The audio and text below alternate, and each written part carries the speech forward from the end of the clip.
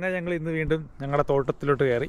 കുറച്ച് നാളായി തോട്ടത്തിൻ്റെ വിശേഷങ്ങളൊക്കെ നിങ്ങളടുത്തൊന്ന് പറഞ്ഞിട്ട്. നിങ്ങൾ എൻ്റെ വീഡിയോ കണ്ടിട്ടുള്ളവരാണെങ്കിൽ നിങ്ങൾക്ക് കാണാനുള്ള സാധ്യതയൊക്കെ ഉണ്ട്. നമ്മൾ തോട്ടത്തിൻ്റെയൊക്കെ വിശേഷങ്ങൾ. നമ്മൾ ഈന്തപ്പഴ തോട്ടമാണ് കേട്ടോ. ഇപ്പം തോട്ടം ഫുള്ള് എന്താണ് അത്ര വലിയ പച്ചപ്പും ഹരിതാഭയൊന്നും ഇല്ലാതെ കിടക്കുകയാണ്. ഇപ്പം വിളവെടുപ്പെല്ലാം കഴിഞ്ഞ് കിടക്കുകയാണ്. അപ്പം വിളവെടുപ്പും കഴിഞ്ഞ് അടുത്തിന് വളമെല്ലാം ഇട്ടുകൊണ്ടിരിക്കുകയാണ്. അതുകൊണ്ടാണ് ഇങ്ങനെ ഇലയെല്ലാം കരിഞ്ഞ് ഇരിക്കുന്നത്. ഇപ്പോൾ വെട്ടാൻ സമയമായി വരുന്നതേ ഉള്ളൂ. വളം ഇവിടെ മെയിനായിട്ട് ഇടുന്നത് ചാണകമാണ് കേട്ടോ. ചാണകമാണ് മെയിൻ വളം എന്ന് പറയുന്നത്. പിന്നെ ഈ ചാണകത്തിൻ്റെ പ്രത്യേകത എന്ന് പറയുന്നത് ഇതിൽ ഭൂരിഭാഗം മണലാണ് കേട്ടോ. വെയിറ്റ് ഭയങ്കര കൂടുതലാണ്. ഇതൊരു വെയിറ്റ് കണക്കാക്കിയല്ല കൊടുക്കുന്നെങ്കിൽ കൂടിയും ഇത് ഫുള്ള് മണലാണ്. എനിക്ക് തോന്നുന്നു ഈ ഫാമിലൊക്കെ ഈ അതിൻ്റെ അടിഭാഗത്ത് തറയിൽ മണ്ണൊക്കെ ഇട്ടിട്ടായിരിക്കും വരുന്നത്. ഭയങ്കര വെയിറ്റും ഭയങ്കര മണലുമാണ്. പിന്നെ നമ്മുടെ നാട്ടിലെ ചാണകത്തിനെ പോലെ അല്ല കേട്ടോ. ഭയങ്കര നാറ്റം ഇച്ചിരി കൂടുതലാണ്. നമ്മുടെ നാട്ടിലത് ചാണകത്തിനേക്കാളൊക്കെ ഭയങ്കര സ്മെല്ല് കൂടുതലാണ്. നമ്മളവിടെ ഈ പച്ചപ്പുല്ലൊക്കെ തിന്ന് വളർന്ന പശു ആയിരിക്കാം കുറച്ചുകൂടി ഇത് കുറവുള്ള നാറ്റമൊക്കെ കുറവുള്ള. പക്ഷേ ഇവിടുത്തെ ചാണകത്തിനൊക്കെ ഭയങ്കര സ്മെല്ലാണ്.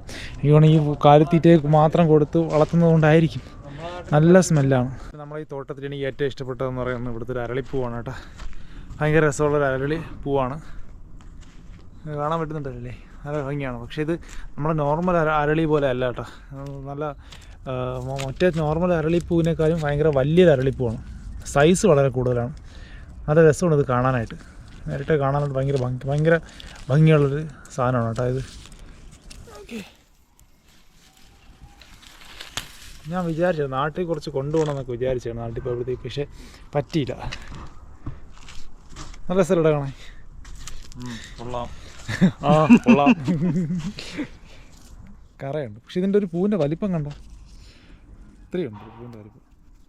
ഇതിൻ്റെ മണമല്ല നമ്മളെ മറ്റേ അരളിപ്പൂവിനെ പോലെ തന്നെ കേട്ടോ. പക്ഷെ നല്ല കാണാനായിട്ട് കുറച്ച് വലിപ്പം കൂടുതലാണ്. നമ്മുടെ മറ്റുള്ള അരളിപ്പൂവെന്ന് വെച്ചാൽ ഒരു ലെയർ മാത്രമല്ലേ ഉള്ളൂ. ഇതിപ്പോൾ ഒരുപാട് ലെയർ ഉണ്ട് കേട്ടോ ഈ അരളിപ്പൂ. നല്ല രസമാണ് കാണാനായിട്ട്. ഞാൻ നാട്ടിൽ പോയപ്പോഴത്തേക്ക് പോകണം നമ്മളെ സാരഥി. ഞാൻ നാട്ടിൽ പോയപ്പോഴത്തേക്ക് കൊണ്ടുപോകാമെന്ന് വിചാരിച്ചിട്ടുണ്ട്, പക്ഷേ മറന്നുപോയി.